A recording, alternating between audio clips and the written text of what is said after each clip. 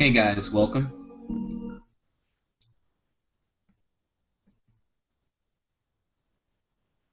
Just working on whatever kinks the system has.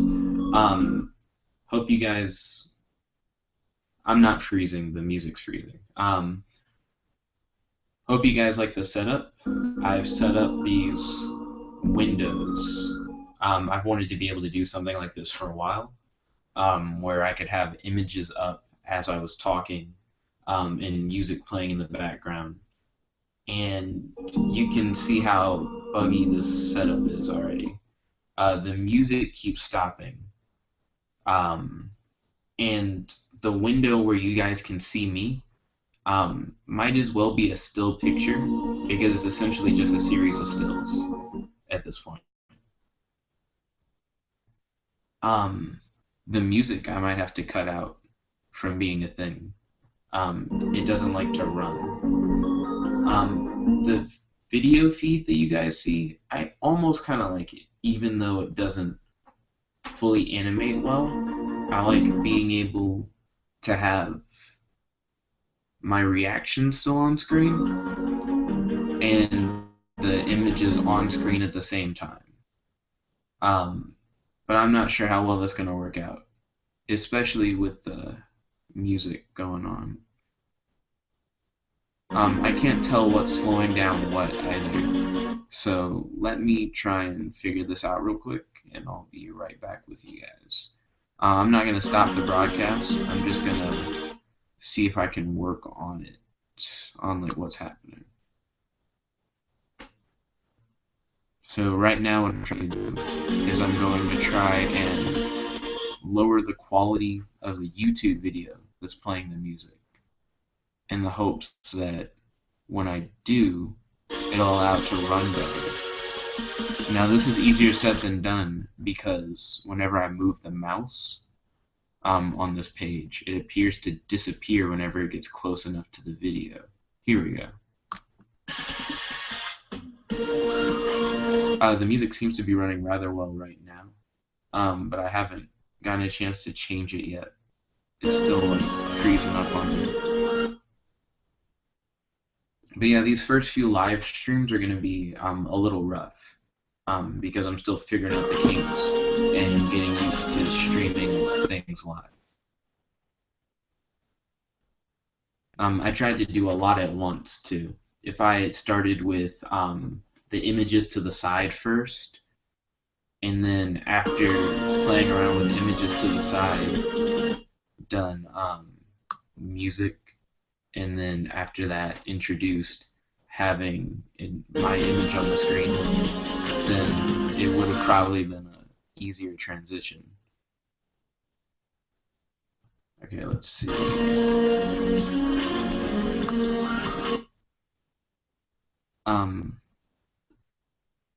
I don't know why YouTube is getting buggy in this particular way. Me trying to change the quality on the video prompts me to open the settings on the bottom of the YouTube video. And then when I click quality, it doesn't actually click anything. I'm going to actually mute the music for now. Here we go. I'm getting closer to being able to achieve my overall goal.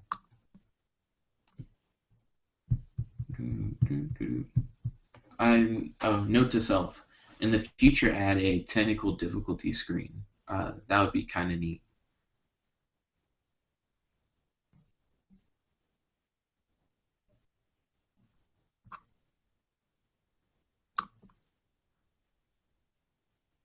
Okay, so after all that of trying to change the quality, I somehow clicked an annotation. I don't see how. There are none in the corner of the screen as far as I can tell. I see it now. Oh, that's lame. So you can't tell that I'm clicking the quality thing, but you can tell that I'm clicking annotation, that I'm not actually trying to click.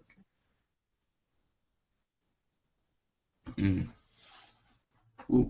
Oh, but yeah, I do have my gripes with Google's live stream system, but I'm trying to make the best out of it. Okay, cool. I ended up changing the quality of it after all. Um,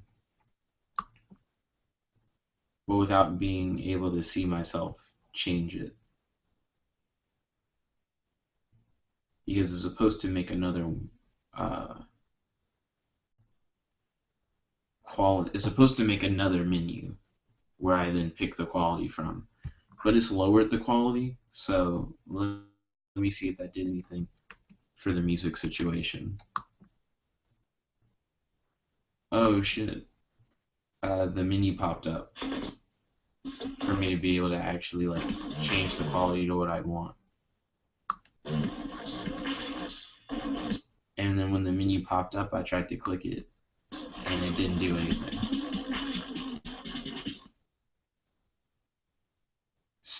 So yeah, I think music might be a bust.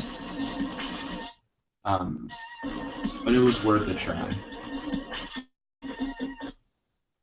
Yep. Google's actually complaining about it too, saying that music is just not gonna run. So yeah, I tried with the whole music idea.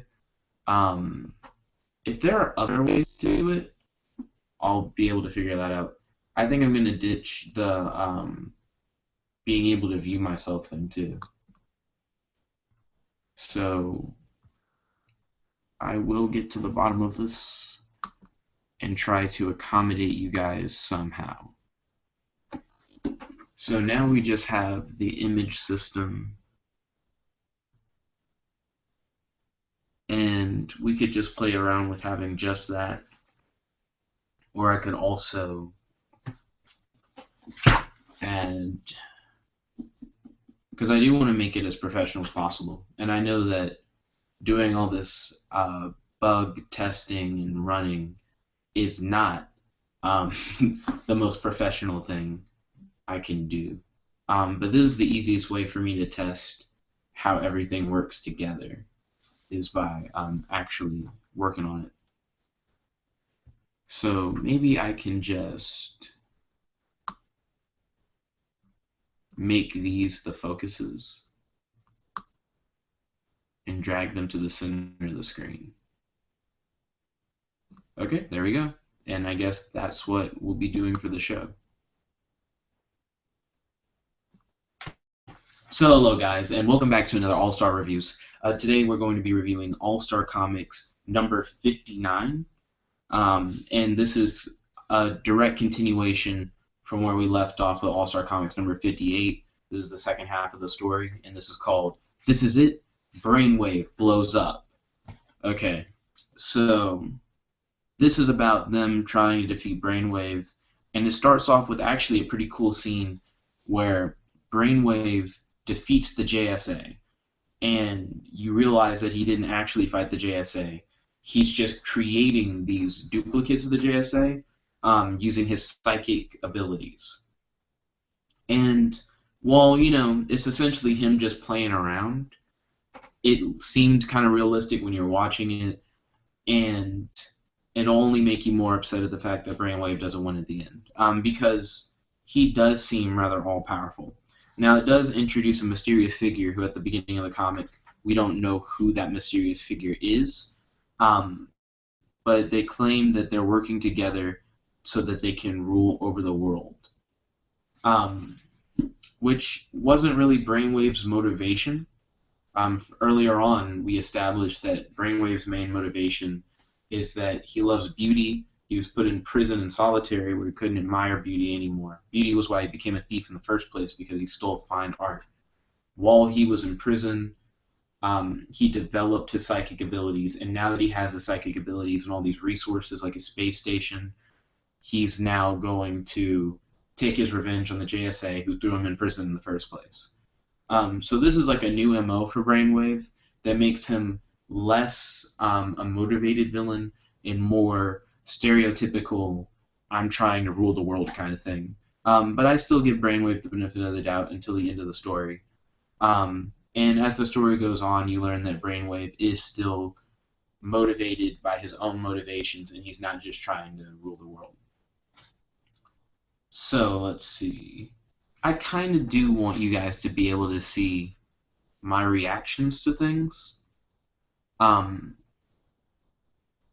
So I'd like to maybe switch back and forth. I don't know. I'm trying to get used to that concept of doing that.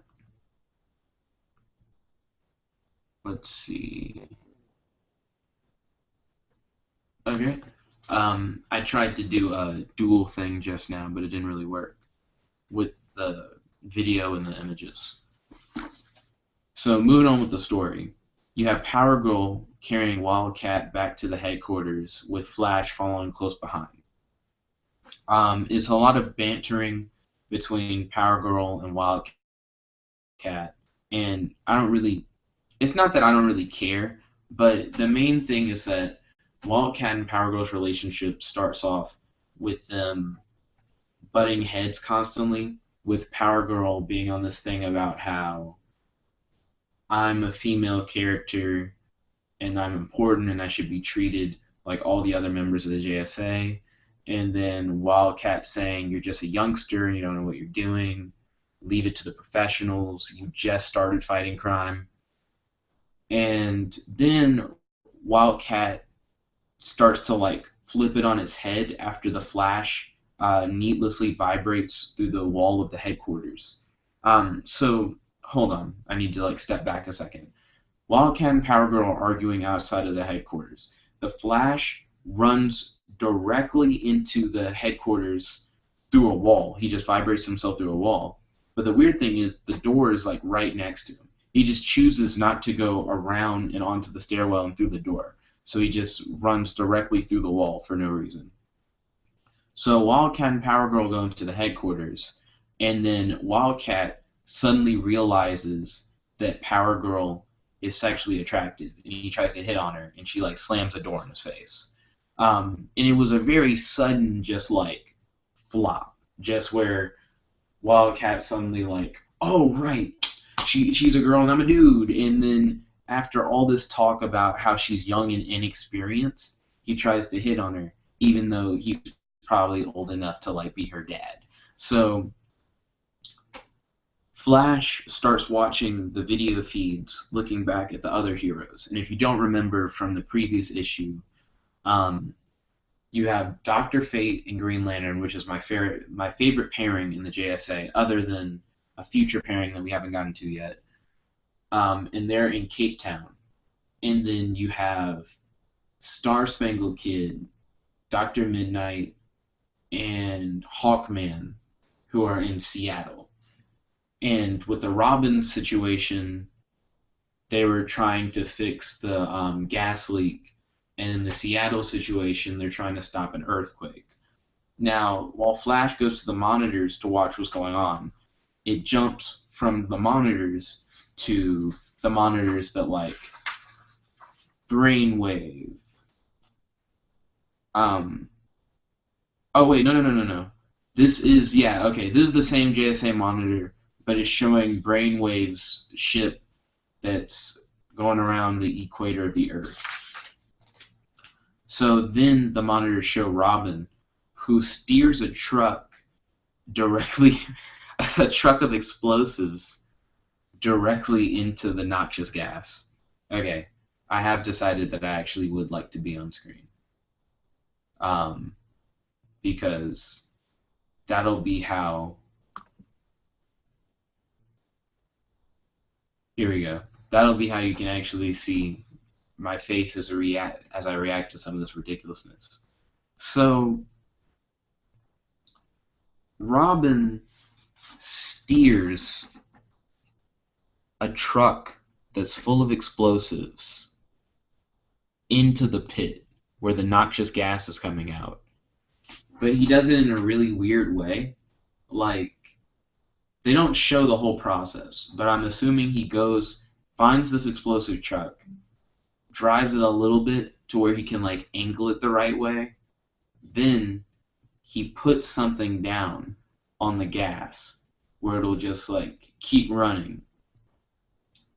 And then he holds on to the side of the car as it's going at this ridiculous speed, about to crash into a pit. And then at the last second, he jumps off of the car so that he doesn't blow up and die. The only thing that got me is, well, other than it's a ridiculous plan, but but he holds on to the truck. That part is what I don't get. Uh, Maybe if I saw him set like whatever he set down on the gas, and maybe right after he did that, he like got out of the car and jumped off, I would be like, all right. But they make it look like he set something down on the brick, and then he left out the passenger side of the truck, no less, closed the door, crouched down, held onto a handle at the bottom of said door, and then stayed crouched for a while, saying, "Easy, easy, there," and then like he jumps off the truck. It's just way more. It's way more dangerous than it actually needed to have been, and I guess it's to like keep it actiony, and like suspenseful, but it's just stupid. Like I feel like he didn't need to do that. So Robin does this, and he crashes the car into the fissure where the gas is coming out. He stops the gas for like, no, he doesn't. Okay, what he does is he closes the fissure, but when he closes the fissure, he realizes that the gas is still in the air, like it's still like shooting out somehow, and he doesn't understand how that's happening. So then he pulls his nose filters out of his nose, and he's like, oh, the gas is an illusion. The gas isn't actually there. And that's rant worthy. Okay. The gas is an illusion, the gas isn't actually there. That doesn't make any sense. Robin got knocked out by the gas. A whole bunch of people in Cape Town got knocked out by the gas. I guess you could say that Dr. Fate and Green Lantern didn't get knocked out by the gas. They got blown away, by the explosion when Green Lantern's cork popped out of the fissure in the last issue. So that's what knocked them out. But when the gas was going through the air, Green Lantern was reacting to the gas as if it was real. And sure, if it's an illusion, you'll react if this is real, as if it's real. That's fine. I understand that. What I don't get is how Green Lantern's magic ring scanned the chemical composition of the gas in the last issue if it was an illusion. Like, he broke it down and said, like, this gas is made out of this chemical, this chemical, this chemical. But apparently the gas isn't made out of any chemical because the gas isn't real. It was just an illusion that was created by Brainwave. So I don't really know how that makes sense at all. They don't pay attention to it. Brainwave's men show up and try and fistfight Robin for some reason, which is clearly not going to work. And then, hold on. Oh, right. So, Brainwave's men aren't actually there. So Brainwave's men aren't actually there. I just remembered that. He was punching normal people, and then Green Lantern and Dr. Fate show up. And they're like, when you broke the gas illusion, it must have broken a spell of some sort, in which Dr. Fate goes, hardly a spell, Green Lantern, more like a psychic compulsion. So, it's stupid. Robin figured out that the gas was an illusion, so Brainwave made Robin just start fighting people for some reason, and that's what happened. But luckily, Green Lantern stops Robin before he really hurts anyone. Going back to Seattle with Hawkman and Dr. Midnight. Hawkman's carrying Dr. Midnight around when a bunch of Brainwave's minions actually show up with jetpacks and laser guns. And okay, so last episode I ranted about how Dr. Midnight is blind, but he can recognize people based on their heat signatures because he can see using his infrared goggles. I don't really understand how his infrared goggles work because he's blind.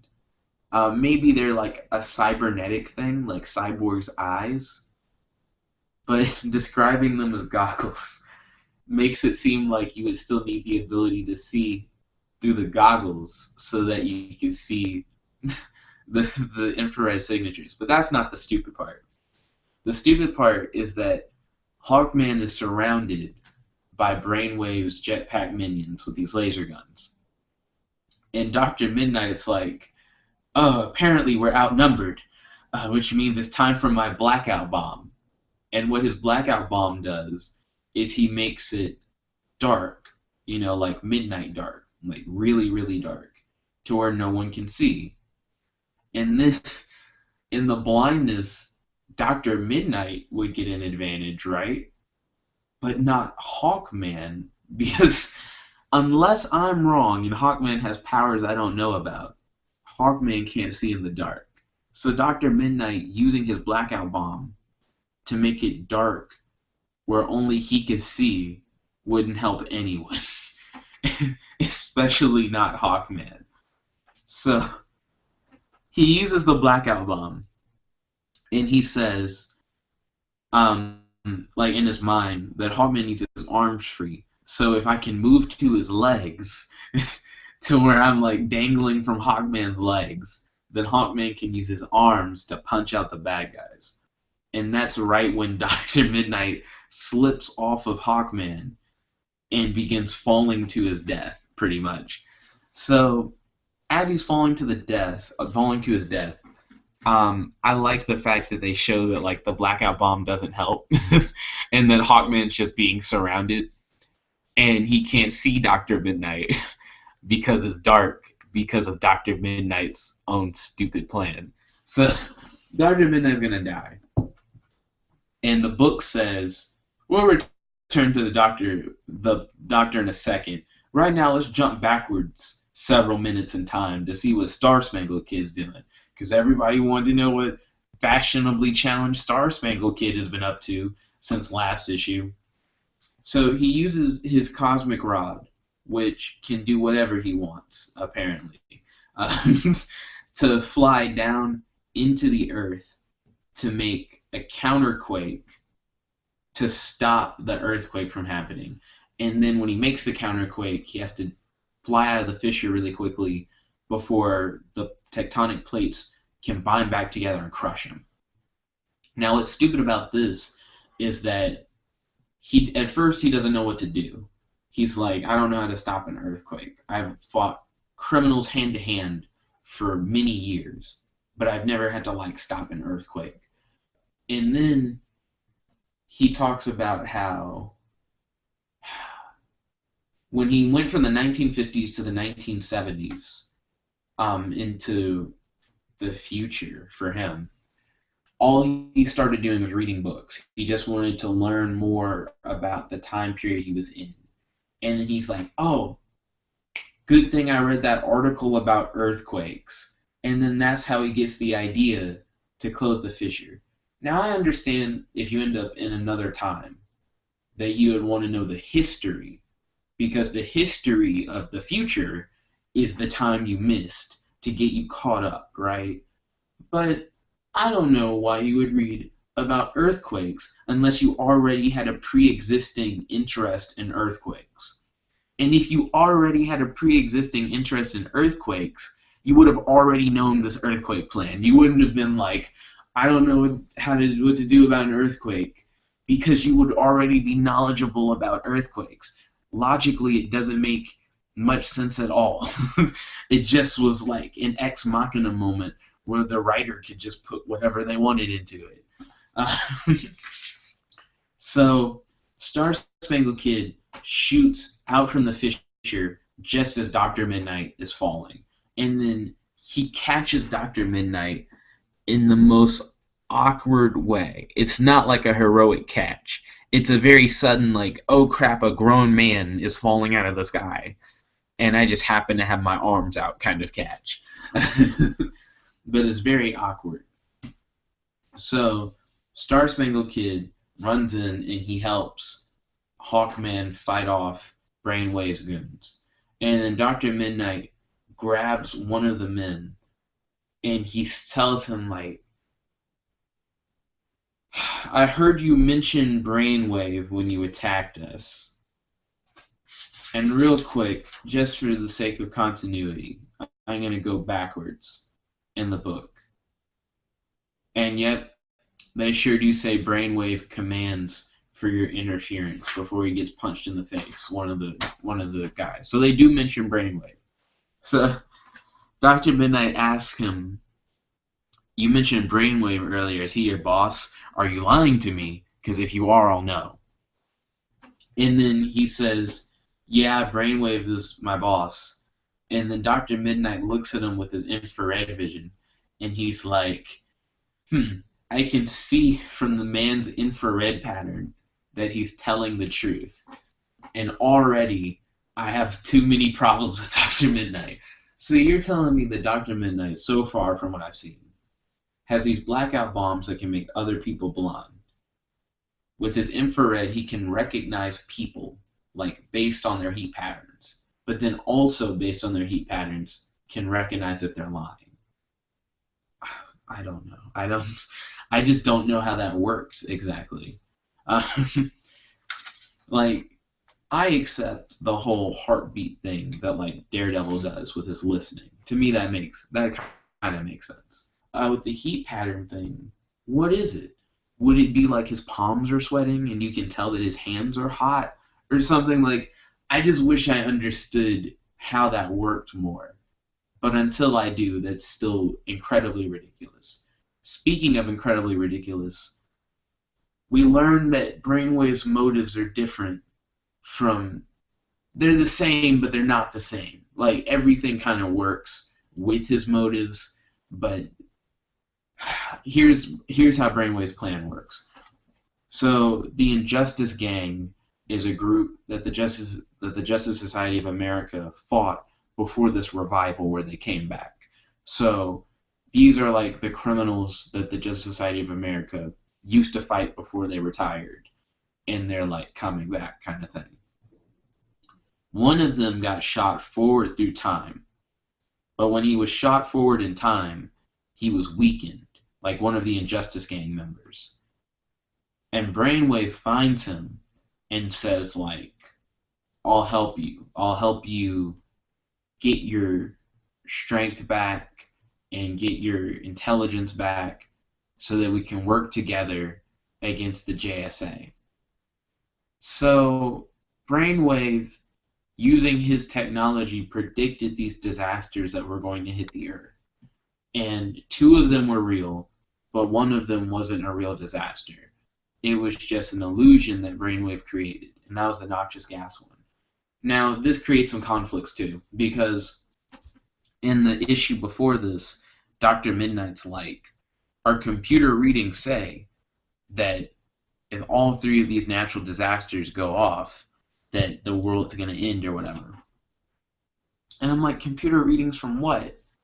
Was his communication, like the data that Brainwave had on his computer, plus fake data for the noxious gas, or was it just a message saying that these natural disasters are happening?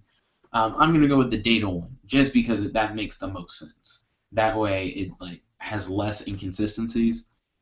But the reason why Brainwave sent them to take care of these natural disasters that were going on around the world is that he needed to get the Justice Society of America in locations where his orbital satellite could drain their willpower and focus their willpower into the Injustice Gang member who he saved, Degaton, who is the greatest genius of all time, so that he could get his strength and intelligence back. How does willpower translate into the strength and intelligence that Degaton needs? Why is it that these heroes got drained of their willpower, but it didn't affect how they behaved at all? It doesn't seem like they lost any willpower, is what I'm saying. They acted exactly the same throughout the whole book. Why did friggin' Brainwave send them to take care of the natural disasters? I guess he did that because maybe he doesn't want the Earth to be destroyed, which, by the way, I already know the answer. He kind of does want the Earth to be, or at least he like could live without it. So he didn't really need to send them to the natural disasters, but I kind of understand it because if he didn't send them, they would have went anyways because people would have cried out about the natural disasters to begin with because they're like huge events. Uh, my goodness. So he sends them there and then targets them to take their willpower. But the way he says it is as if he didn't send them there. He couldn't get them all in one place kind of thing, which is stupid because they were at the JSA headquarters at the beginning of the story. Like, if he had just drained them of their willpower at the JSA headquarters, Degaton would have already been like rejuvenated or whatever, and that would have been the story. Like Power Girl discovers that Brainwave is behind it because she flies around and she sees everything that's happening with the JSA and the natural disasters. The goons reveal to Dr. Midnight that they're with Brainwave. And Brainwave creating the illusion and like Robin breaking out of the illusion is how Dr. Fate learns that Brainwave is behind it. Which means if Brainwave had just done his non-invasive thing from far away that drains their willpower without having this big scheme and communicating with them from afar and intervening on Earth, he could have gotten away with it without anyone knowing that he was the mastermind. And that just makes more sense. So they took Brainwave, who actually seemed pretty competent before, and they just made him seem like an idiot. Like, this was your master plan? That was what you were here for? Alright. But as soon as he charges Degaton, and Degaton's like, together, we'll rule the world, like we said, or whatever. Power Girl bursts through the sides of, like, his spaceship. And they're like, the JSA spaceship's on the other side of the hole, which is why everything's not just, like, flying into space or whatever. And Power Girl, Wildcat, and Flash come out of the spaceship. And she punches Degaton, Power Girl does. So Brainwave shooting his psychic beams at the Flash, but the Flash is too fast to be hit with the psychic blast. But then Degaton, in like 2 seconds, tinkers a stasis ray that can like temporarily paralyze someone using a communications laser. And then he's like, and by the way, it also doubles as a force field, and it like knocks Power Girl away. So Degaton's main power is that he can take things that couldn't possibly do what he wants them to do, tinker with them in like 2 seconds, and turn them into a weapon of mass destruction. Degaton actually is a pretty legitimate villain. Like, if you could take an alarm clock and then be like, it's a nuclear bomb now, like, that's crazy. So, fair enough, Degaton. I dig it. I'm there with you on that. That's cool. Even though it's stupid and doesn't make any sense, Degaton is a legitimate villain. Brainwave, I think, is a legitimate villain too, with his ability to shoot a psychic blast and his resources and everything. Like, he's cool. But Degaton, like, upstaged him in 2 seconds. Like, Degaton could probably do everything Brainwave could do if he had a minute, a paperclip, and some pliers. But whatever. So, Hawkman, Dr. Fate, Dr. Midnight, Robin, Green Lantern, and Star Spangled Kid all show up. And Wildcat is like, you guys must have rode on Green Lantern's green beam up into space and gotten on a Brainwave ship. Like, he's trying to, like, explain how they were all able to get there. And that was, like, the dumbest explanation. I don't like the concept that Green Lantern makes a big green tube and everybody shoots up through the tube into space and they somehow enter the ship without bursting through a wall. It's more like a portal. It's, especially since Dr. Fate can just teleport people. That's one of his powers. Like, I don't know why Wildcat's brain goes through all these hoops to say, like, it must have been Green Lantern when Green Lantern's power isn't to teleport. Dr. Fate straight up just has that power. I would have immediately assumed that Dr. Fate just, like, teleported everybody into the room and that's how they're there.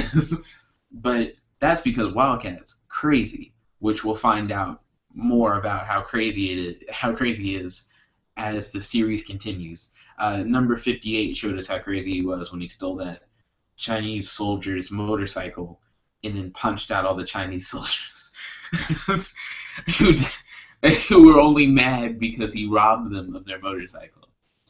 But whatever. Um, so Degaton animates one of Brainwave's statues because Brainwave is obsessed with beauty. So of course he has these beautiful statues. And Degaton, with his ability to tinker with anything in a minute, can take an inanimate statue and just make it into a robot warrior, I guess, with a piece of chewing gum and a condom. So now they have to fight this living statue who's very inconsequential and doesn't matter. So they're fighting, and they're fighting, and they're fighting, and then Degaton takes a breather. Oh, not like a literal breather. See, I thought it was a literal breather at once. Like like when I first read it, he says, "Thanks, Brainwave, for the breather." He means for a minute for him to relax, so that he could tinker. But I thought he had like thrown Degaton like a rebreather, and he made a sonic cannon out of a rebreather. I was like, that doesn't make any sense. But I understand what that means. It's like an expression. So, so he shoots the sonic cannon, and he's whooping butt, and they're doing good, and they're fighting, and they're fighting, and they're fighting, and then Brainwave is like, I have a gravity displacement beam, and it'll send the Earth hurtling into space far away from the sun. And unless you guys give up your fighting and just submit to my will, well, everybody on Earth is pretty much going to die. So, Power Girl, Green Lantern, and Dr. Fate all have a moment that's like, are you thinking what I'm thinking? And then Power Girl shoots directly up out of the spaceship as Green Lantern creates like a protective field around her, and Dr. Fate channels his energy into her body or whatever. It's really weird. So, like, I'll be honest, because there's no way that you guys thought what you guys were thinking. like I'm not sure how all three of them had knew what was going to happen. There's no way that they did. So Power Girl shoves the spaceship, and when she shoves the spaceship, Brainwave's illusion goes away, and you learn that Brainwave is ugly. I called that in the issue before, that Brainwave was obsessed with beauty because he himself was not beautiful. So I'm glad that was actually in the book. That was cool. What I didn't like is that her pushing the spaceship somehow breaks his illusion. I don't know why that happens, but it does, just to like have it happen. So let me read real quick to figure out what's going on. So, shoving it sunward away from the green globe of Earth. So she shoves the spaceship away from Earth so that it can't shoot the beam at Earth. And then within the rapidly overheating spacecraft, she pushes it toward the sun. Yeah. The illusion created by Brainwave begins to break down. More or less coincidentally, or maybe because he's hot, I don't get it. Oh crap, this is one of those things I really don't like about comic books. So the inside of the spaceship is on fire and things are melting, but people are just sweating. It's enough to melt this metal console, but people just really sweaty and exhausted at most. So I think it's because they're sweaty and exhausted that his illusion breaks down, I guess. But I feel like with all his psychic power, he could have possibly just protected himself from the heat. I don't know. So Green Lantern is like, oh, I know why Brainwave were with Degaton. He wanted Degaton, who's a genius, to build him a new body so that he wouldn't be ugly.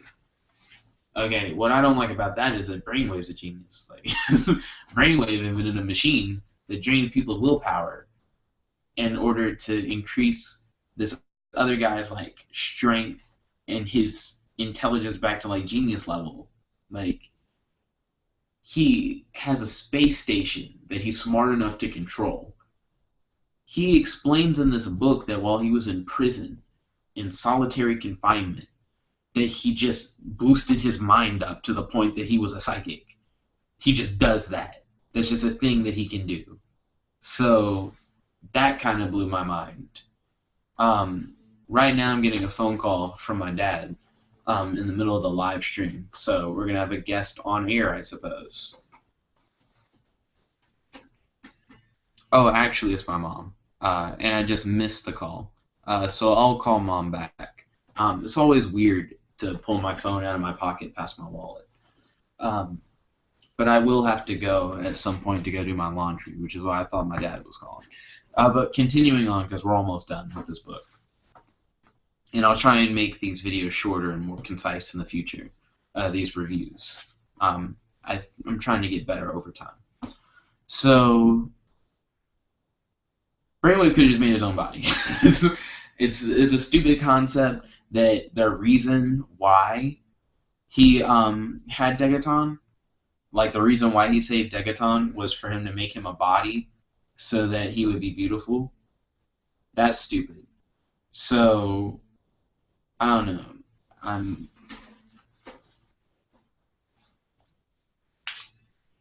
I will call mom back, but not right now. Almost done with this live stream. Really close. Okay. So, pretty much, she pushed it too close to the sun and everybody is dying because the spaceship is too hot. So, everybody's gonna die, but then Power Girl pushes them away from the sun, so now everybody's not gonna die. And then they just win. They just win. It's really dumb. They don't show them beating Brainwave, and they don't show them beating Degaton. They just win. It skips to the epilogue, and the JSA Wildcat, who's crazy, and the JSA is talking about how the JSA is so much better than like the Star Squad or the Super Squad. Yeah, there's so much better than the Super Squad. The Super Squad is just a bunch of kids. And then Power Girl brings up like, well, who saved the day today? Well, really, Robin was the one who broke the illusion, and Star Spangled Kid is the one who stopped the gas thing from happening. And no, dang it. Robin broke the illusion, Star Spangled Kid stopped the earthquake, and Power Girl was the one who pushed the spaceship toward the sun and away from the sun. So, like, who really saved the day here? And then everybody laughs at Wildcat, and that's the end. That's the book. So, what did I think of this one? This one just had me complaining a lot, to be honest.